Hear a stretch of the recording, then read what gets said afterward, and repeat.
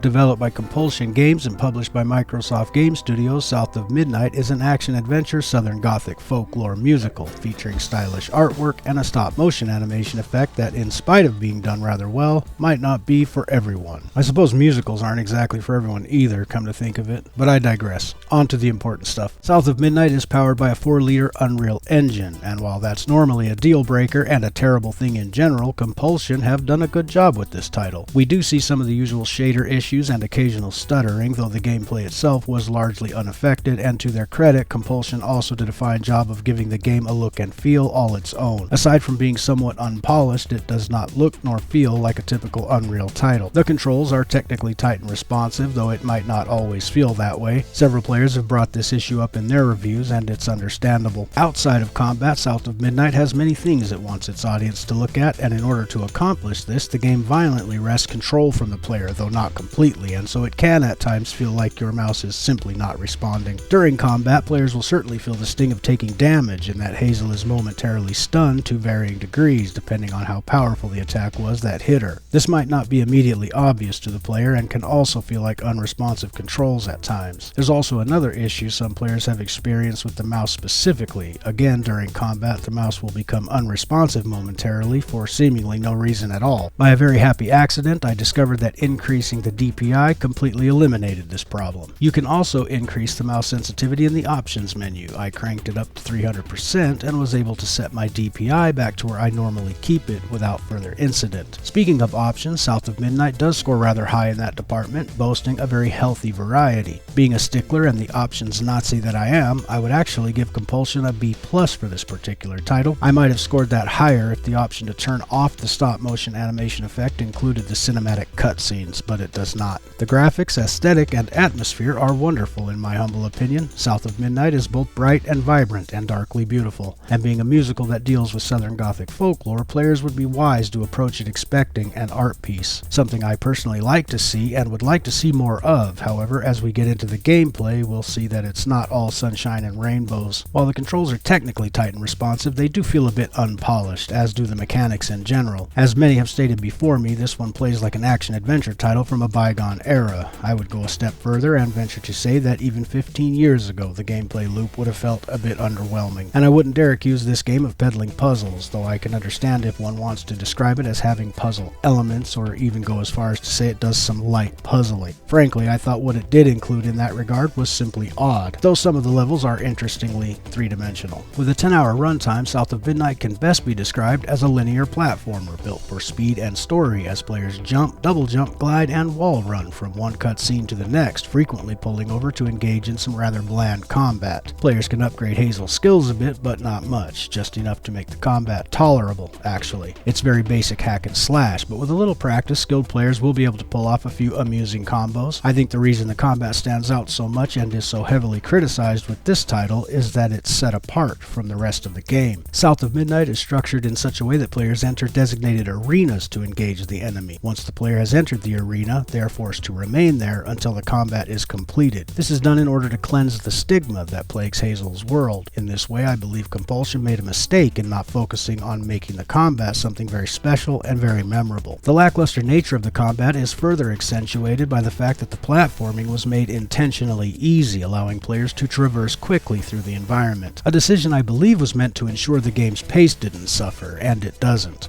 Aside from a slight misstep around chapters 10 and 11, South of Midnight's pacing is just fine. I personally found the game to be a bit long-winded, however, it didn't overstay its welcome. And I suppose it's worth mentioning that I actually played through the game twice, once on story mode and another at the normal difficulty setting, as I don't like to review games after just one playthrough. And in the spirit of honesty, I have to mention that I found this game very easy to keep playing, taking very few breaks during each of the two 10-hour plays. However, when it came time to record gameplay for this review, I caught myself making excuses to replay the chapters that ended with cool boss battles. I enjoyed those chapters more than the others, not just because I got to fight a boss, but because those chapters tell the story of a cool mythical creature as well, none of which I was familiar with going in. I enjoyed getting to know the bosses before fighting them and learning a great deal about their origins. As for the subjective aspects of the game, South of Midnight is very hard to review. The music is very culture specific, though there is a good variety, everything from folk country to Louisiana jazz with some sort of children's gospel choir thrown in there, but it might not be to everyone's taste. The main story is built upon several smaller stories based on Southern Gothic folklore, mainly hoodoo and holler magic, and there's not much more one can really say about that. You don't have to know what a haint or a boo hag is to enjoy it, but that doesn't mean everyone is going to enjoy it.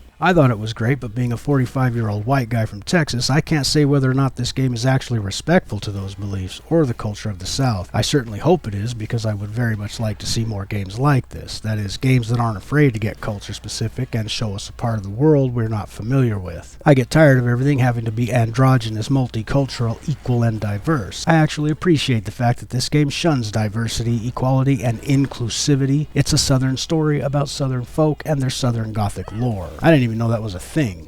It's actually kind of ironic that the very people trying to kill DEI are now trashing a game that is almost specifically made for them. It's a shame, because they are either ignorant or they have an entirely different and nefarious agenda. Ignorance can be fixed, and I certainly hope that's the case, because there's no DEI here. Only the tortured mind of a person suffering from political derangement syndrome believes gay black samurais are lurking around every corner. I really wish Compulsion had done a better job with the gameplay on this one, because South of Midnight is truthfully a slightly above average game that could have been fucking great. In reality, where sane people live, this is just a normal video game, and because the gameplay loop is so damn disappointing, it can't honestly score higher than 6 or 7 out of 10, depending on how much emphasis one places on story and substance. I would personally score it a 7, because I place higher emphasis on story and substance than others, and on those terms, South of Midnight truly delivers. As always, if you made it this far, happy gaming, and thanks for watching. Once I too was just like you. I'd rule things I didn't do. I'd chew on every little wrong. Guilt from crimes was too strong. At night I'd lie awake in bed and ponder what I should have said. Regret would dog me all life long. All I did just felt so wrong until Kushma came along. Dreammaker, kingmaker, Lord of bargain chance. Spin the wheel and make a wish. There's no payment in advance. Kuzma master, power vaster. No one comes close to him. All are welcome to stay forever. Time to sink or swim. So, what's on offer with this proffer? Choose an ending, you're the author. Old mistakes become successes. Your choices, he obsesses until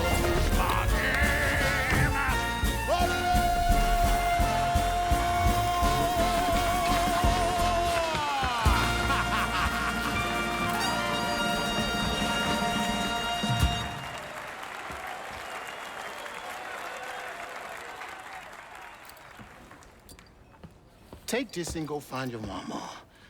I'll just ask you for a favor later. So, this will take me to her? She's waiting for you.